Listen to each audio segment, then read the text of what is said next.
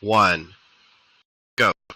All right, guys. Welcome to ClueCon Weekly. Today is Wednesday, June the 10th, and today we'll be talking a little bit about FreeSWITCH config files, how they work, how they go together. There's always a lot of questions around that, and there's quite a few misconceptions around that. I think we're not going to get too deep into the config of individual modules, but how the config files themselves are put together, so you can easily see what's required, what's not required, and that sort of thing. Before we get into that, though, ClueCon is rapidly approaching.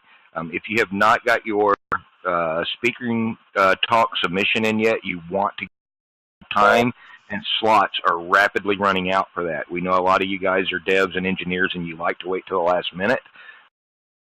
Go ahead, get those submitted, get them in now. I know Mr. West over there has a few things for ClueCon. Brian, you want to give us an update on your part? Well, starting next week, you should start seeing the schedule populate. We'll be doing some confirmation for everybody that has submitted a talk. If you've not submitted yet, like Ken said, please get that in as soon as possible. That helps me with my scheduling, my meal count. There's a lot of backroom stuff that goes on with getting this planned. You know, the back end, you know, the number of people attending, the lunches, the coffee. If you love coffee, let me know. Also, if you've not registered yet, we've added your shirt size to the registration form. Be sure when you register to select the appropriate shirt size. That helps me get my shirt order correct. So we don't end up with like 45 extra shirts, some size nobody will ever wear, because I actually do have a stack of shirts from last year in my closet that I can wear, but nobody else can.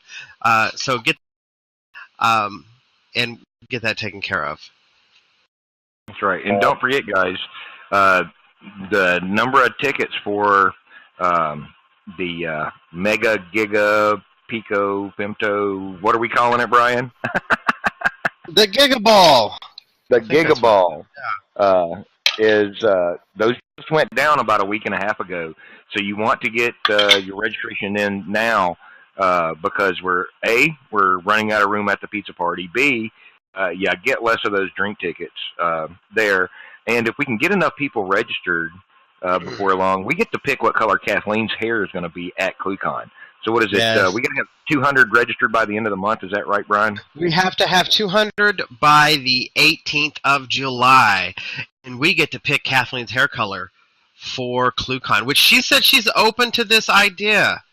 Which I've done something similar, but it was like I'm going to shave my head, but unfortunately I shave my head all the time, so it wasn't like a big deal. But getting to pick Kathleen's hair color is like awesome. We could be like Smurf Blue, like orange, or Fire Engine Red. Fire Engine Red, or you know, any color you want. FreeSWITCH Blue. Think about it. We could totally select. And you're up for this, right, Kathleen? Yeah, I'm down. That's fine.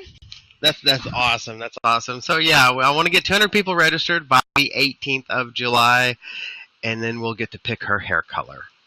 Yep. So visit ClueCon.com and keep up to date on what's going on with planning and announcements and that sort of thing.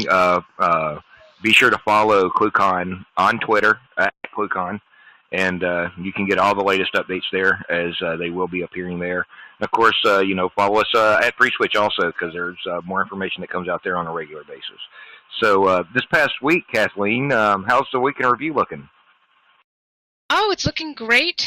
A whole bunch of pull requests got passed through and looked over, and we had a total of 74 commits go in. Quite a few features. Mod Sophia got some features. Mod Nibblebill, Mod Event Socket, and Mod Conference. Verto saw IPv6 support go in, and one of the many Mod Sophia features is perfect forward secret. Check it out. A lot of stuff to see. A lot of cool things. And if you have some cool ideas, submit some pull requests. Maybe we can add them in. Yep. So if you guys need to know how to do a pull request and open with that, watch last week's video. You can find that on the FreeSWITCH YouTube channel where we demoed that. So thanks, Kathleen, for the update. We really appreciate it. Now, we're going to go ahead and jump right in here. FreeSWITCH configuration. What is it? I mean, it's really just a bunch of XML and that sort of thing. And a lot of people think that there are some things that have to be done there as far as the directory structure and that sort of thing. But really, it's not as complicated as you think. It looks really complicated due to the way that things are laid out there. How about that inception going on?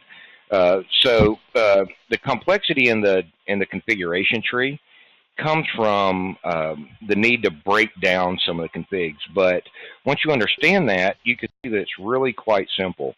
So if you're following along in the screen share, what I'm looking at here is just a fresh install of FreeSWITCH with the default example configs installed. And this was installed from source and built this morning. So if you're running the latest master, that's what you're going to see here.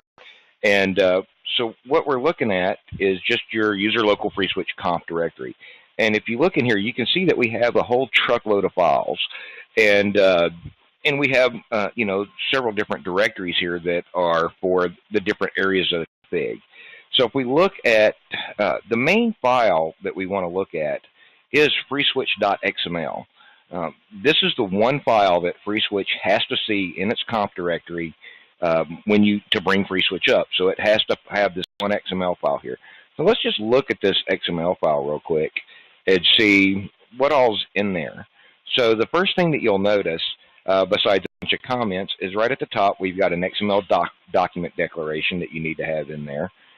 And then we actually have a document tag that says this is a type FreeSWITCH XML. So from here, this is really about the most that you'll see in this document.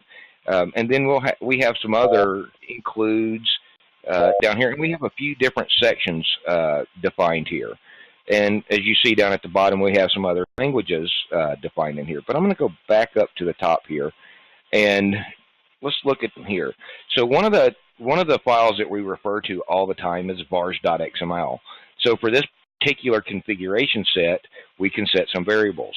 And you'll notice that there's this x-preprocess tag in here with the command is include, and then data equals vars.xml. This is a file name. So what the x-preprocess tag here does is it tells the config, the XML config preprocessor that we're going to include to the current files location vars.xml.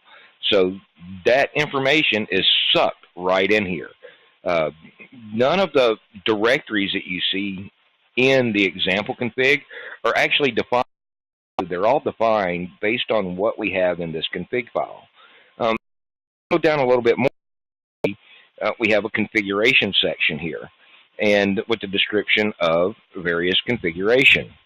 And then we also see this x-preprocess command again, but instead of actually having a file name for the data, we have a directory and a file spec, star.xml. So let's look in the autoload.configs directory and include every file in there that matches star.xml. So that's going to suck all those in. So we also have you'll see this repeated throughout here. So we have the dial plan, we have the chat plan, we have the directory for the user directory, then all our different language files. What this means is we can easily break this one big file down and make it easier to manage for everybody. And so if you're looking for something in the config directory, and you'll see this all over our documentation because our documentations are written for the example configs, don't get locked into things that you have to use this particular layout, because this is where everything is driven from. Now, one of the things that we need to keep in mind, when FreeSWITCH loads and processes this, it really ends up into one big file. So that big file ends up over in the FreeSWITCH log directory. So in this case, user local FreeSWITCH log. And you'll notice we have FreeSWITCH XML.fs.xml. And you can actually load this in an edit. I'm just going to load this in a text editor real quick. And you can see that what's happened here is that document has been expanded and everything's been sucked into it now. So you'll notice we don't see, as we go through this, this is quite a large file, and we can see here that there is stuff that's been sucked into the file. We really can't tell what file it was sucked out of because it's in the, but we can see by looking here, this looks like some of the crypto configuration for SRTP. This is all stuff out of vars.xml, so we can look and see what's going on here. And you can literally use this to your advantage, because if you've got an error in your XML file, and you always see you reload XML and FreeSWITCH spits out that error message, you've got an error around line 5000 of your config file. This is the file that the line number directly correlates to. So it's not going to it may not give you the exact line that the error is on, but it's going to be near there. And you're probably just missing a closing tag on one of your XML, or maybe you've got one too many closing tags on one of your XML blocks. So it'll tell you about where to look in there so you can find that. And so the other directive that we want to look at for this, back in our configuration, is let's look at the vars.xml. So with vars.xml, there is another X preprocess command called set. And what this does is this sets global variables. And these global variables can either be used later on in the config, or they can be, and so to set, use a set command, and then just like you're doing set in the dial plans, data equals the name of the variable and the value of it. And you'll note that we have $, curly brace, sounds underscore dir, curly brace. This is actually how you reference one of those global variables later on in your config. In this case, sounds dir is a magic global variable that is defined at compile time on FreeSWITCH. So where's our and runtime? Where's our sounds specifically located? So this is going to be our default sounds dir for this install. And so you can see that we're just building it up on, we want to have EN US Cali as our default sound prefix because that's the language pack that we're going to use. On down and we can look and see things like local IPv4 for our domain, which is another magic variable. What's our domain name? What's our hold music string? All these can can be used later on in the config. Now, if you have a question, if one of these things is set properly, and I'm just going to copy domain name here, so you can go over, and this is just FSCLI here, or this is actually FreeSWITCH running in the foreground. You can do a global get var, and in this case, I'm just going to paste in the domain name. And you'll see that it's actually telling us what that's set for. Or we can even do sounds there and get those settings on there. Now, any of these global get var will also operate without a parameter, so you'll get a whole list of all your global variables. And so you can set these permanently so they're retained every time in vars.xml, or you can use a global set var command from FSCLI if you want to test what happens with one of these global variables before you actually want to commit it to your config. So that's easy enough to do there.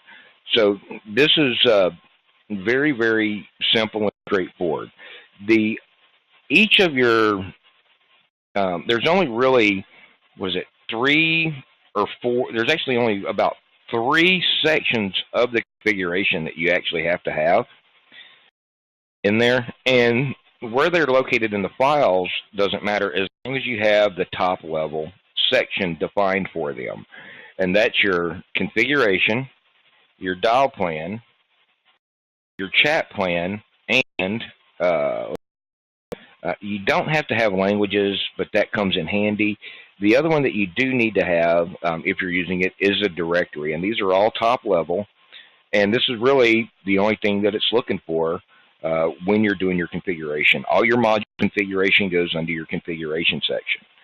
So if you want to look at something that looks for the configuration, keep in mind all these files are included in place. So when the preprocessor gets it, it's literally going to delete this particular line and read those files into place. So we can look at now, just go to auto load configs and see what's in here. So let's just look at something simple here. Let's just look at switch.conf.xml, which is the core configuration file. And you can see that all we have here is a tag for configuration. What's the name of it? Switch.conf. So that's the name that the core is actually going to look for. And then we have the various config settings under there that are going to be specific to that module. So you'll want to review the documentation for that, for individual modules, on what config directives you need to have in there. These example configs are a good starting point, and they allow us to have a known starting point for FreeSWITCH when we're trying to troubleshoot something. So you can go in and change these and play around with them. Just keep in mind that they're broken out like this to make it kind of easier for us to help you guys do this. If you don't want to use this way of doing things, you can literally have these all into one config file. Mr. West, are you still with us? Yes, I am. Is that does that Perl script still exist for compiling these all into one file? I would have to double check. I'm not 100% positive. Okay. At one point in time, you can look back in the Git history. There's a Perl script in here somewhere. Actually compiles these into one file. It may not still be that. When you run FreeSWITCH, it compiles it into one file and sticks it in the directory for you. Yeah, it will do that.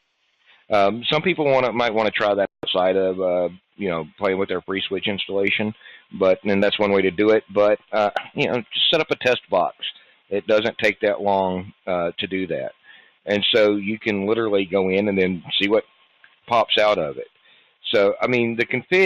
I think, like I said, I've gotten a lot of questions lately on what goes where in the configs, and I think the point that I want to get across is it really doesn't matter. It's really dependent on your specific installation. If you're using our default configs, our default example configs, the layout is pretty straightforward. Dial plan goes in the dial plan directory. Directory entries go into the directory. Your configs are either here at the top level, or either that they're in your auto load config for everything you want to load right out of the gate. So I know this is not a crazy in-depth. It's not meant to be. We're just high level. Here's how the configs work. So does anybody have any questions on what I've covered here quickly today? Either on HipChat or on IRC, feel free to ask. Or if you're here on the call, hit 0 and unmute yourself.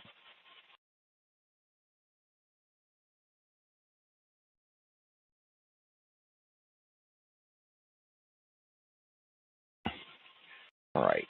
So one of the other things that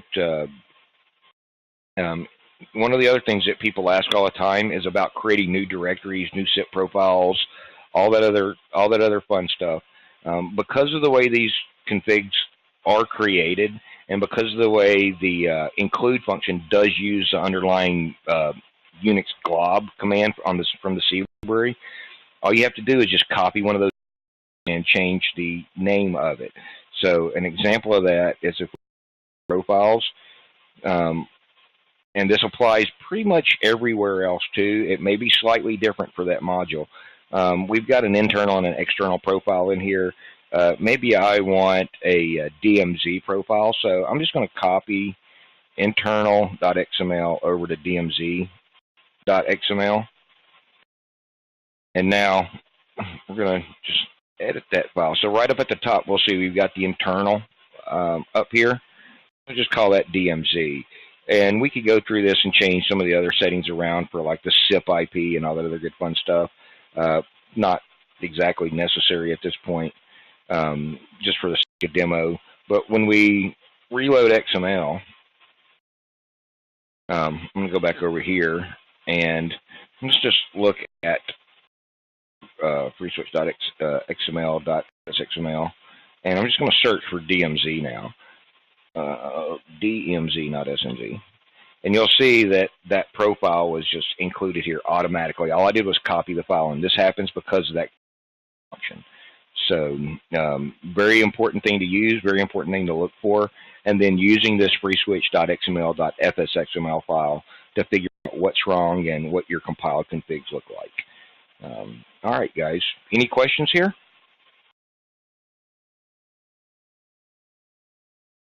Right. If you guys come up with questions later on, or you're watching this later on YouTube, you can ask us questions about this via the FreeSWITCH mailing list at list.freeswitch.org, or join us on IRC #FreeSWITCH on irc.freenode.net or chat.freenode.net, or is it .org? And we'll be happy to answer questions about this.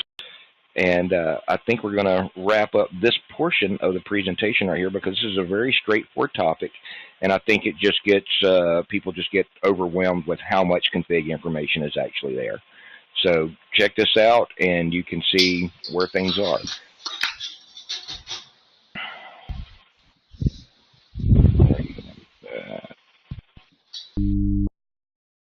Alrighty then. All right, guys. That is basically how the configs work on there. So, and it's not that really hard of a thing to do. Does anybody else have any questions along those lines today?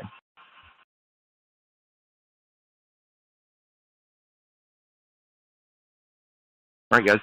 In the future, I think we're going to do some more of these basic intro kind of topics and everything, so we can have them out there. Does anybody, if anybody has any suggestions for things like this that we can cover, please do let me know, because we'll get those out there recorded so that you guys can review them later. I think we're going to be looking at some more topics like this, so we're trying to find, and we'll get those in here.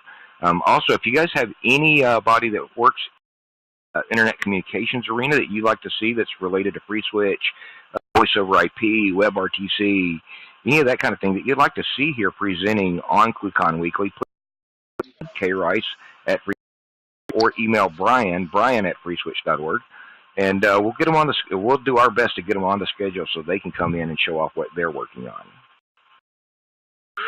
All right, once around the horn, Mr. West, Mr. Jarris, Mr. King. Do you guys have anything y'all need to cover today? No, I think you've covered this topic quite well. Yeah, I mean, configurations, if you understand how it goes together, it's not that hard of a thing. It's just just one of those things we get a lot of questions about. Giovanni, do you have any? Giovanni, do you have anything to add? I see you smiling there. I think it'd be interesting if we were to cover some of the other figs that we deploy, and potentially go in and try and do a minimum stripped down version, and then. Yeah, I mean, I think at some point, and we've talked about this with the dev team a few times over the last months and years. We already have support for doing some multiple example config sets in the source tree, and there's some stubs of some example configs that are already in the source tree that we can play with. But it would be good if we had some community members that have configs that are very specifically task driven, like a basic SBC type config, or a basic, just a basic voicemail platform type config that we could put in there, and that could be publicly consumable. We could actually get and give people more examples. They don't have to be as complex as the default example configs, because that's pretty much trying to cover everything FreeSWITCH can do in a way that is easy to understand, but there's a lot of information there. So if we could break that down, I think that would be a good thing. And anybody wants to help on that, pull requests are welcome.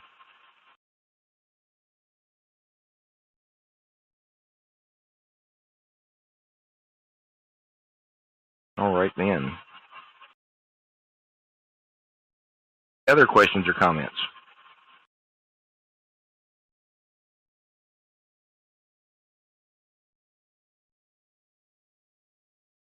All right, then.